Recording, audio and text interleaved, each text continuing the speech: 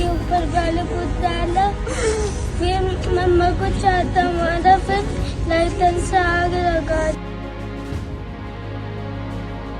के बाद उसके बाद ही टॉर्चर करना चालू कर दिया।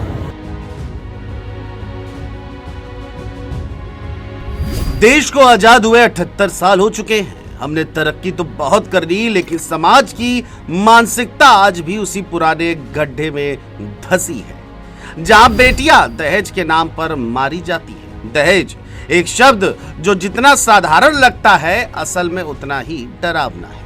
ताजा मामले ग्रेटर नोएडा और कानपुर से आए हैं, जिन्होंने फिर इस सच्चाई को उजागर कर दिया है कि आज भी बेटियों की जान की कीमत कुछ चंद नोटों की गड्डियां हैं और एक गाड़ी से ज्यादा कुछ नहीं।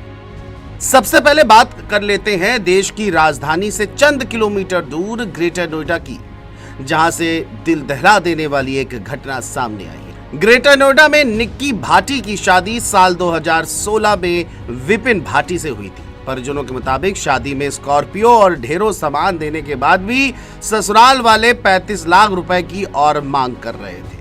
दहेज की मांग पूरी ना होने पर आरोप है कि उसके पति और ससुराल वालों ने निक्की को जिंदा जला डाला। निक्की का मासूम बेटा खुद चीख चीख कर सच बयां कर रहा है। निक्की का बेटा क्या कह रहा है, सुनिए। मम्मा के ऊपर पहले कुछ डाला, फिर मम्मा को चाहता मारा, फिर लाइटर से आग लगा दी थी। वहीं दूसरी घटना कानपुर जिले के कल्याणपुर थाना क्षेत्र से है, जहां दिशा तिवारी का शव फांसी पर लटका मिला। मायके वालों ने साफ कहा, यह आत्महत्या नहीं, दहेज हत्या है। बेटी की मौत के बाद पिता को उसकी लाश लेकर सड़क पर धरना देना पड़ा ताकि कोई उनकी पीड़ा को सुनकर इंसाफ दिला सके। सुनिए क्या कह रहे हैं दिशा तिवारी के पिता राम प्रसाद तिवारी। ये 27 फरवरी 24 को हमने शादी की। 18 लाख की हमने शादी की। 18 लाख के बाद इसने बोले भाई बिटिया लड़का दामाद मार नंगे बुच्चे आ गए, मतलब बुलेट चैन नहीं थी। अब हमने 18 लाख की शादी करी तो हमने कहा थोड़े दिन रुक जाओ, वो भी दे देंगे। फिर इसके दिन एक हफ्ता के बाद उसके पास ही टॉर्चर करना चालू कर दिया। इसका मामा ने शादी कराई थी, मजवागिरी कराई थी। बोले तुम इसको ऐसे सताते रहो और ये दहेज देते रहेंगे। उसको ये बाद शादी के बाद हमने 1 लाख का मंगलसूत्र दे दिया, वॉशिंग मशीन दी, सिलाई मशीन दी, सारे बर्तन दे दिए। सास ने 4 दिन खाना नहीं खाया कि अलग रहो, तब ये खाना लाए, वो जेवर लाएगी। फिर हमने अब जितना जेवर था फिर दे दिया उसको। इसके बाद फिर अब 3/9 को फिर मारपीट की तो हमने सीओ साहब के यहाँ रिपोर्ट कराए तो 151 में लेके छोड़ दिया।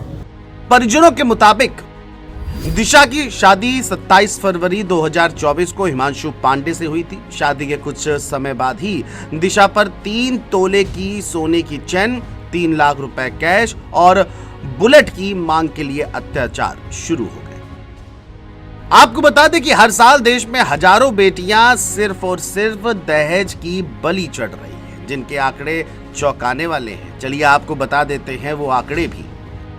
साल 2020 में दहेज हत्या के मामले 6,966 और प्रमुख राज्य यूपी, बिहार, मध्य प्रदेश। 2021 में 6,753 राज्य यूपी, बिहार, मध्य प्रदेश। 2022 में 6,450 मामले राज्य यूपी, बिहार, मध्य प्रदेश। पुलिस ने निक्की के पति का हाफ एनकाउंटर किया है, लेकिन उसे इस जघन्य अपराध का कोई पछतावा भी नहीं है। लेकिन सवाल तो यह भी है कि एक पिता बेटी को नाजों से पालता है, पढ़ाता है, उसकी शादी धूमधाम से करता है, लेकिन क्या बदले में उसे उसकी जली हुई लाश या फांसी पर लटकता शरीर देखना चाहिए? क्या बेटियों की जान की कीमत सिर्फ कैश, गाड़ी और सोने की चेन है? कब जागेगा ये समाज? कब मिलेगा बेटियों को इंसाफ? अब सवाल ये नहीं कि कानून क्या करेगा, सवाल ये है हम कब बदलेंगे, क्योंकि अगली निक्की, अगली दिशा हमारे घर से भी हो सकती है।